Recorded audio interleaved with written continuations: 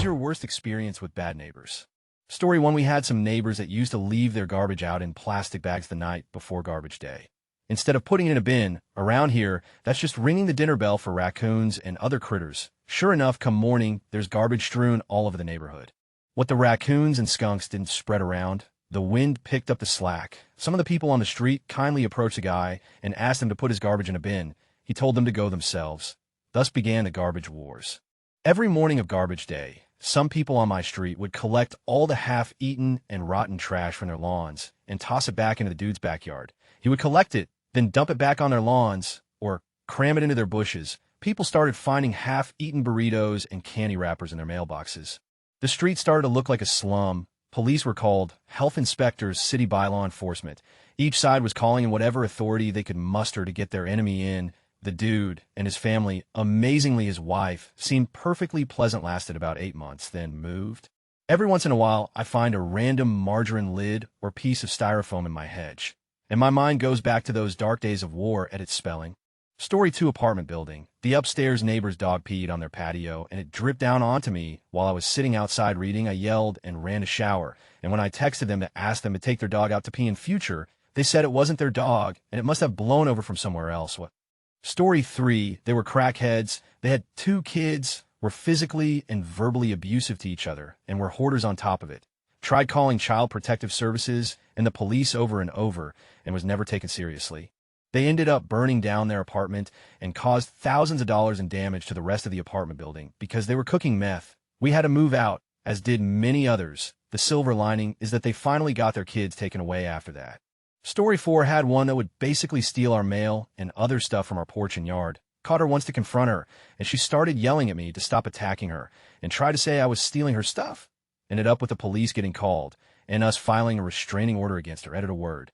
Story 5. Just straight up rednecks who wanted the full neighbor experience without putting in any effort themselves.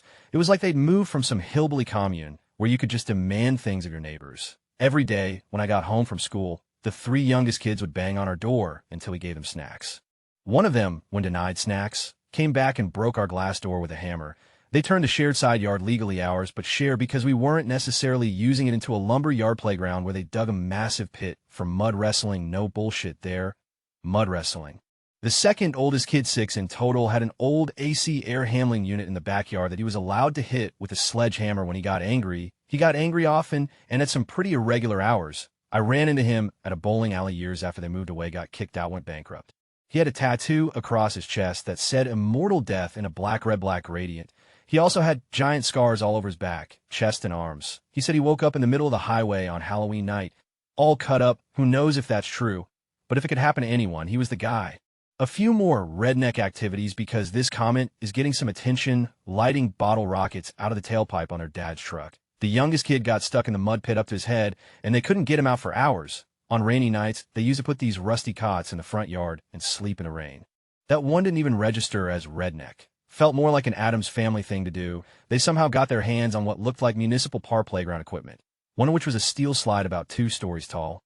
One of the younger kids took a bike up to the top of it and tried to ride down, but fell over backwards and smacked his head on the metal steps a few times.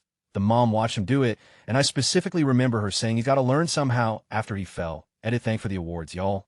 Story 6. I lived in an apartment with slot of rotating tenants. An elderly lady moved in across the hall from me, promptly started hoarding. I started to figure out when her deck porch started to fill up with odds and ends furniture, including, but not limited to, a roll-top desk. She also yelled at me once for taking her key out of the front door and putting it in the mail slot. Anyway, after a couple of weeks, I started to realize I hadn't seen her in a while and started to smell something real weird. Turns out she had died, and no one knew about it for a week, hence the smell. Her family came and cleared out all her stuff about a week after that. This is Wisconsin in the winter, and I had my good Doc Martin work boots outside my door because they were wet. They used one of my boots to prop open their door while they moved out and then stole them when they were done. Story 7. A bunch of things with my ding-dong neighbor. She had a large dog that hated my older, smaller dog. One day her dog ran in my yard and bit my dog. She did apologize for this one. Did not happen again. Neighbor dumped her lawn clippings into my backyard. Had to ask her to stop and clean up her mess. She decided to build a fence, no survey. So I paid for a survey of my property. She started building her fence 3 feet over on my property. I had her stop and remove the fence. She was angry and never rebuilt it. I painted my house. She painted her house. Same color. I bought a new car. She bought a new car. Same color, same configuration. There's other minor stuff, but that's enough. Odd person, very odd. Story 8. My neighbor once shot both my dogs and his goat and made me bury both. One dog survived, thankfully. He then tried to make us pay for a new goat, claiming that our dogs attacked it. The goat had bullet wounds and no bite marks. Story 9. He lived in the apartment right below my husband and I. It went from constant complaints to him calling the cops on us multiple times to him leaving threatening message on our car and front door. When we first moved in, he was upset with the landlord for renting above him, left plenty of unpleasant notes, and interrupted quite a few times when we were talking to the landlord. When we moved in, we only had a mattress and no other furniture, but he kept calling the landlord saying that we were moving furniture around at 2 a.m. and had our TV at full blast. After the 8th complaint, in 2 months of us still moving around furniture and TV being too loud, we finally showed our apartment to the landlord. We literally didn't have a TV and still only had out mattress. Then the neighbor started leaving notes on our car telling us to keep it down, and he even put in writing there, needs to be a no noise after 10 p.m. or else he'll call the cops. We usually didn't even get home until after 11 p.m., and we were respectful to make sure we kept things down because we knew that not everyone had a work schedule. So we tried keeping it down even more, and there were so many instances when we'd be eating dinner or cuddling quietly or even sleeping and he'd be banging on his ceiling or floor. After a few months, he started calling the cops, and it got to the point where even the cops told him to stop calling about a noise complaint because it's a landlord issue, and every time they came, they never heard anything. The last time they showed up, I was asleep, and my husband ended up talking to them and explaining everything. They suggested that we file a harassment complaint. Then the cops showed up at the coffee shop I worked at the time and explained that they were getting almost nightly calls, and they suggested to me, too, that we should file a harassment complaint against the neighbor. Then he started leaving threatening notes on our car and front door, and we kept hearing our doorknob jiggle. He claimed that he and a friend had sat outside our apartment for 2 hours and listened to all the noise we were making. He's a retired cop and will call in a few favors if we continue making noise. He knows where we park our car, so we better start parking it somewhere else if we didn't want it to get damaged, etc. We kept the notes and made copies for the landlord and let him know that this was what we were dealing with. So we're just keeping him in the loop before started getting real, aka we're tired of this. And if an old guy gets his rock, then just know that it's been a long time coming. The last complaint was when he ran outside to the landlord screaming that something needed to be done about us because he heard our bed squeak the night before, and how dare he rent to some crazy college kids who were partying and having all night. The landlord finally told him to off and stop being a bitter old man. Then the neighbor took a total 180, and we found out that he had decided to sue the landlord and was moving. Suddenly, the neighbor kept offering us rides. When one of us were walking, he stopped complaining and leaving notes, but our door kept jiggling and turning it around midnight. And whenever we would check on our door, we'd hear someone running down the hall as we'd approach our door. He eventually moved away, and shockingly, we haven't gotten a complaint from any other neighbor in the last 3 years we've lived here. Story 10. We rented a house that had another apartment in the basement. The lady who lived below us kept to herself for the most part, so we didn't see her much. Part of our rental was a detached garage, and she asked if she could put small deep freezer in our garage. We were using it for storage, so we were fine with it. After a couple weeks of having her freezer in there, it somehow got unplugged, and she came unglued on us and wanted us to pay to replace everything. I understood her frustration, but we hardly ever went into the garage since it was only for storage. In other words, we definitely didn't unplug it, and our landlord agreed, but she was pissed.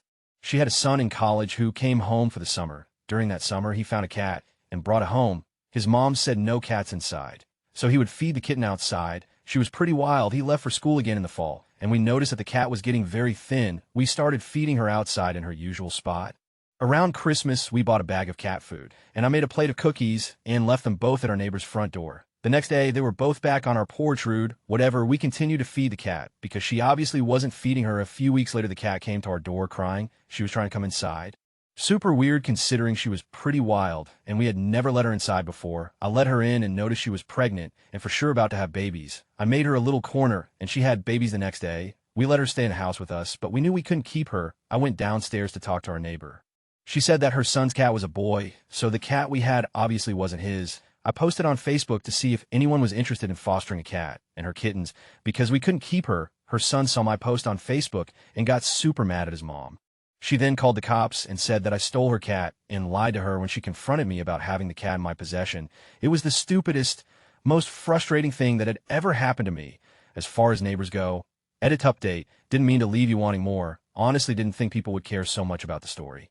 The police called animal control, who then contacted us. They asked us to take the cat and her kittens to the shelter, so that if our neighbor really wanted the cats, she would have to pay the fee as well as get her vaccinated and licensed. We did take them to the shelter, and as far as I know, she did pay the fees to pick her up. However, I did see her on the animal shelter's Facebook adoption page not long after that. Poor baby. For the record, I was heartbroken to have to take her to the shelter. I felt awful for moving her and her babies around like that. I am sure that she was so anxious and scared. We would have tried to keep her, but we were moving to a new place that same week, hence the urgency to find her a foster home. And we weren't allowed to have pets.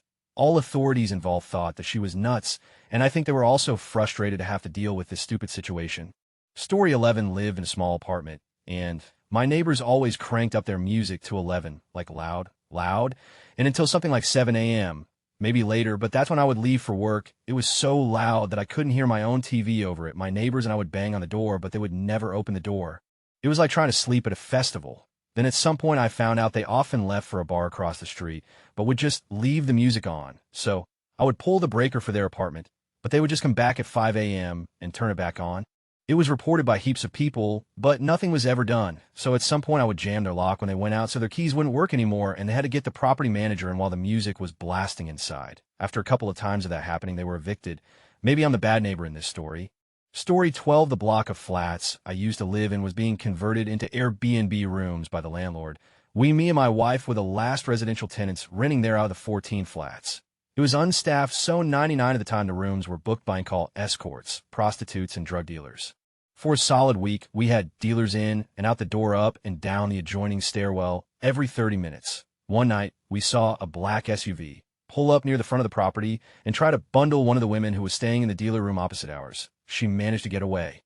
We called the police as we were scared for her safety. They ended up getting a warrant, as we told them of our suspicions, and when tallied up with the attempted bundling, the duty SGT was happy to bust their door in, searched the lot of them, and made arrests. The other adjoining room flat had a couple staying in it, got a bit drunk as you do, and we heard them arguing and it getting heated, and at one point some sort of physical violence occurred. Police came again, told the guy to leave and not to return, but he did come back, shouted at her, threatening to stab her. A short while later we heard the most terrifying, blood-curdling scream and called police again. He went round the back of the property, got in a car and sped off moments before the police turned up. The final tale was literally on my day off, hearing a knock at the flat's bottom door either every half hour or hourly. Saw Johns with their cash waiting to come up and get their end away with a prostitute who stayed for a few nights in the adjoining flat the drug raid one. John would then leave. Not even 5 minutes later, she was on to the next one, and I heard everything. Walls were horrifically thin. I hated that place, but it was that or homelessness. We've now lived in our forever home, a nice bungalow in the countryside, for the last year, and the leave and quiet has been a godsend. Story 13, I have a schizophrenic neighbor that has believed for years that I am hacking his electronic devices, scanning his phone, harassing, terrorizing him, etc. Over the years, he has claimed I've held an old man hostage in my condo, allowed blood to drip from my patio to his, and that I'm a terrible racist.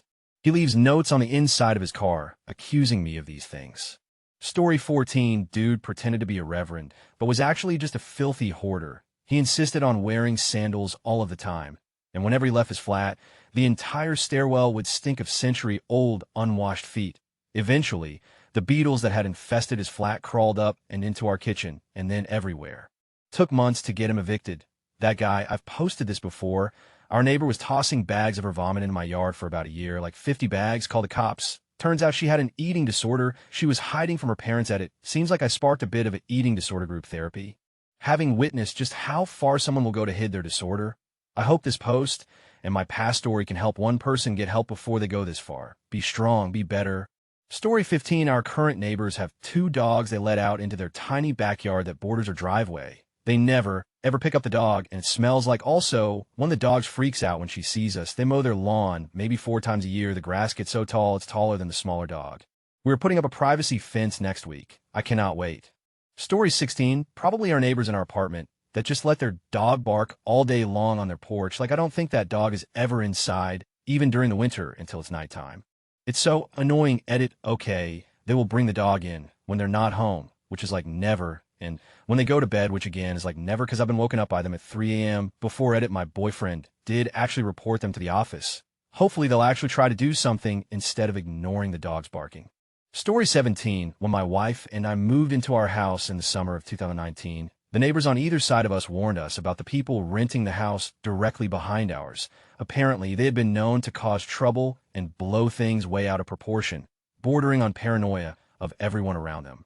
We kept it in mind, but had no issues for the first 6 months or so after moving in. Their house sits on a hill behind ours, and so overlooks the majority of our backyard due to the elevation change. Well, one night morning, technically at about 3 a.m., we wake up to ring notifications from our phones, showing video from our front doorbell. There's a man standing barefoot in a sleeveless shirt on our porch, pounding on our front door. We give it 2 to 3 minutes just watching him on the app, thinking maybe he's drunk and has the wrong house, essentially giving him the benefit of the doubt. But then we start to hear him say, "Come out you, I'm gonna you up, etc." And he leaves the porch and starts to head around the side of the house towards our backyard. Considering we had no idea who this was, my wife now immediately calls the police as I move out of our bedroom towards the external doors to listen for any attempt of home invasion. At this point, our neighbors directly behind us throw a huge spotlight into our backyard from theirs. We're thinking, okay, cool, they know something is up, and they're trying to help us out by shedding light on our backyard. The cops arrive several long minutes later and knock. We explain the situation, and they head out back to look around and get the scoop from the neighbors with the spotlight. It turns out that the spotlight neighbor was the one on our porch. He had jumped our fence into our backyard and up into his yard, and then threw the light on. He told the police that several nights prior, I had let my puppy out into my own backyard in the middle of the night, and because I was in my boxers, that I was trying to expose myself to his family, because they could look down on our entire yard from where theirs sits. He then followed this up to the police with evidence, which consisted of videos he had taken through our windows of my wife and I inside of our own home, doing totally normal things like chores, watching TV, etc. Nothing inappropriate or scandalous, not that it would have mattered anyway. We were in our own home. Because of the elevation difference, if they went out of their way, they could technically slightly see through our closed blinds due to the angle, so they had been filming us for no reason at all, and expected the police to see this as reasonable. The cops came back in, and my wife was devastated. A huge breach of our privacy, of course, and totally unfounded accusations, as we had never done anything to anger these people. We hadn't even met them. The police told us, just don't worry about it. If you try something again, just give us a call, which wasn't the most comforting at the time. They moved out a few months later without any additional issues. My wife and I celebrated like it was a holiday when we saw the moving van in their driveway. Story 18, I rented a flat with an ex, and the upstairs neighbor was an absolute nightmare. Deadbeat dad who had his kid every weekend and left them screaming all the time, had blast music until sunrise every day, even when he had his kid, got the council involved, nothing happened, got child services involved, nothing happened. He used to argue every Sunday with his ex about how he wasn't paying child support. They'd argue right outside our door. We were on the ground floor. The guy was unemployed, owed the landlord a lot of money, and only left his flat to get groceries or drugs. He kicked off at me because my cat meowed loudly once. Story 19 found out they had an elderly cat who couldn't chew properly, and that they kept her outside and gave her dry food despite her inability to chew it. Poor creature showed up in our yard a bit ago, nothing but skin and bones, soaked from sleeping in the rain, covered in fleas. Gave her some food and water. She's doing pretty all right now. Edit update, she hasn't come back into my yard yet, but I've seen her around the neighborhood getting food. She's doing a lot better now. D also figured out that her food was just getting eaten by other neighborhood animals.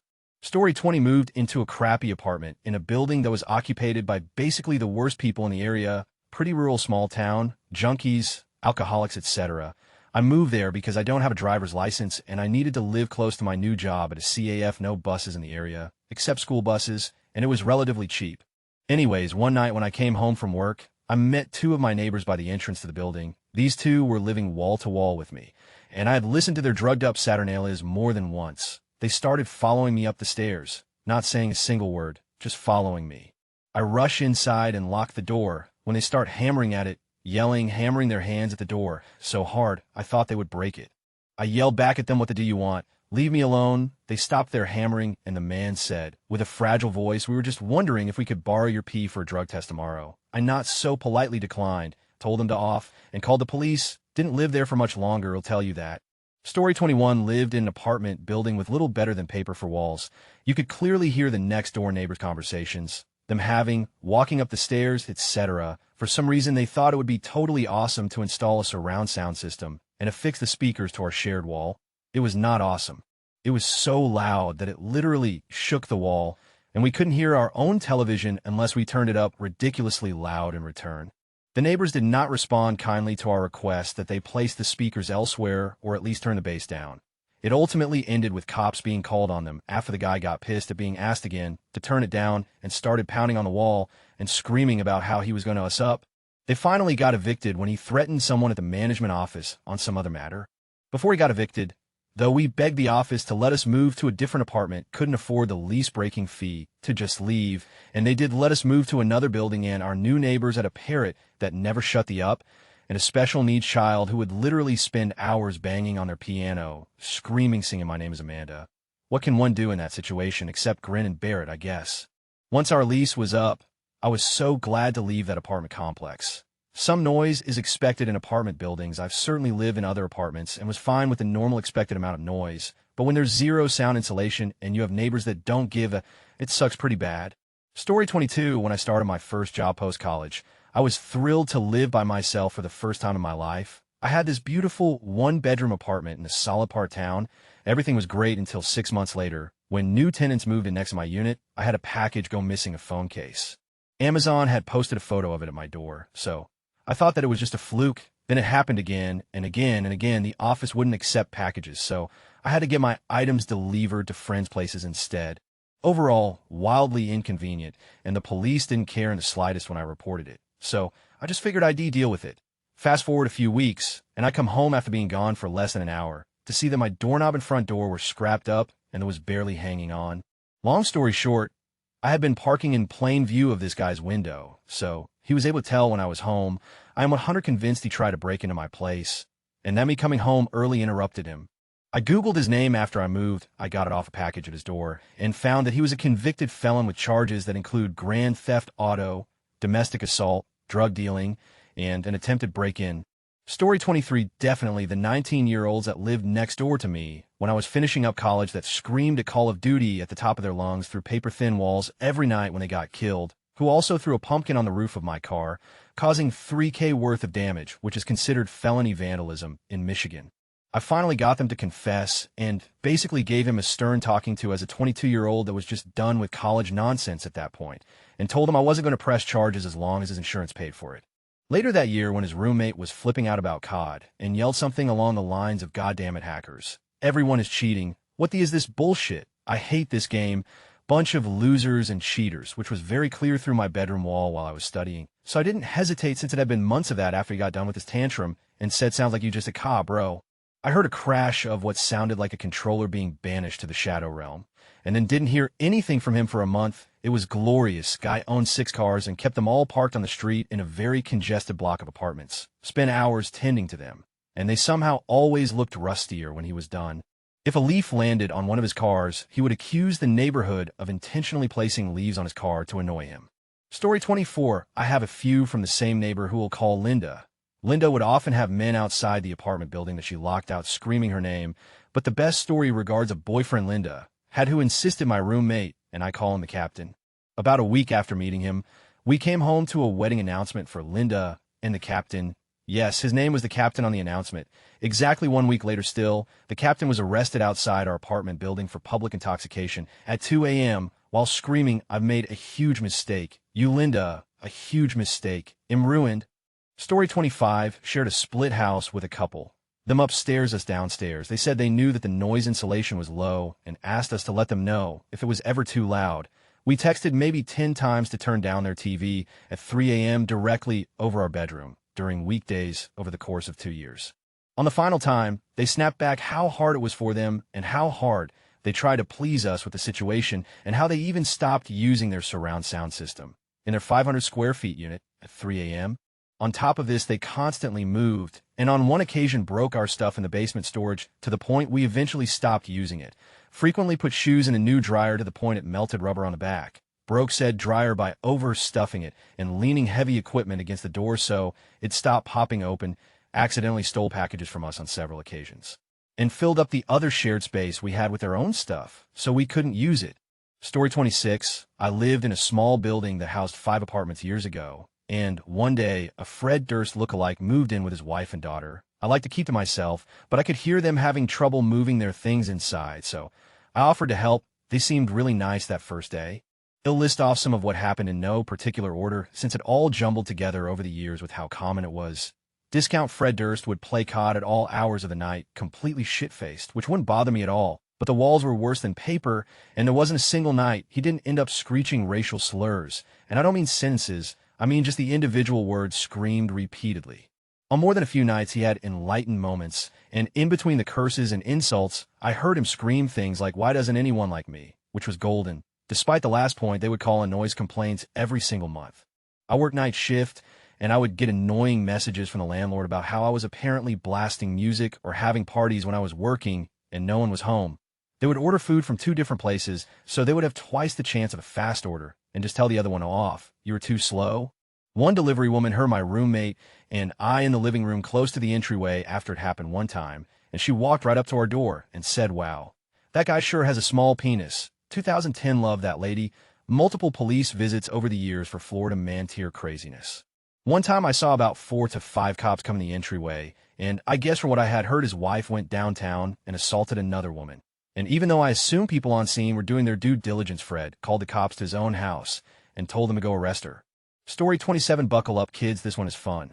When I was growing up, my rear neighbor, Janet, and my mom were both going through rough divorces at the same time. My mom mostly kept to herself at first. Janet did not take that approach. At first it seemed frustrating, but reasonable. We had dogs and a fenced-in yard in the suburbs. One day the dogs were left outside and barked too long. Janet filed a noise complaint. Then she started filing noise complaints anytime she saw the dogs outside. Then my mom started keeping them inside more. Then Janet filed complaints when she could hear the dogs barking inside, or when she heard someone else's dogs, or really just whenever she felt like it, because this wasn't about the noise, it was about Janet feeling a sense of control over something during an out-of-control divorce. Eventually, the cops must have told Janet she had to stop calling them. So, she started calling animal control instead. The cops had, we presume, told her that she was at risk of a criminal charge for abusing police services. But animal control had no such protections. They had to come out when someone filed a loose animal report. It got to the point where animal control knew what was happening and would come to our door to make small talk with my mom just to file their report. They told her, though, that as long as the calls happened, they had to at least come out. Then my mom had a feather-brained idea. Whenever animal control showed up, my mom would buy a 2-pack of lawn flamingos and put them in our yard. She was a teacher, so she got up early. When she did, she'd take the flamingos and make them stare at Janet's front door. Then she'd get home earlier than Janet and move them around just like normal decor. Whenever Janet made a call, my mom bought more flamingos. And whenever Janet made a call, a bigger and bigger flock of lawn flamingos stared her down the day after she left for work, but would be casually mingling when she got home. I can only imagine what she must have thought. One would have to think she questioned her sanity, both because of the movement and the incremental growth. But by the time it got to 12 or so lawn flamingos giving her the 100-yard glare, she made the connection. Janet never called animal control again after that. Story 28, I was in the burbs. There was a house that let their dog bark all day. Another house would party until 3 a.m., and the people living behind us would throw their dirty diapers into our backyard. The party house and the dog barking house made me miss so much work. Nothing like calling your boss and saying I can't drive to work, because in the last 3 days I have had 4 hours sleep. Story 29, I used to live in a house that was split into 2 apartments. My neighbors had the lower half, and I learned we had issues with the HVAC when their cigarette smoke came visibly pouring out our registers, stank up everything we owned. Then one of them stole my car. Story 30, there's a whole list with this one. We moved into an apartment complex, and the neighbors right next door on our landing made our experience. They're extremely uncomfortable, to put it lightly. 2 weeks after we moved in, 20 armed officers showed up and breached the neighbor's door. The cops said they couldn't locate the person they were after, and that's all the info we got on the incident. Through our shared wall, we heard a man shout, "If you don't stop doing that, I swear to God, I'll punch you again." "Do you want me to punch you again?" followed by a child crying.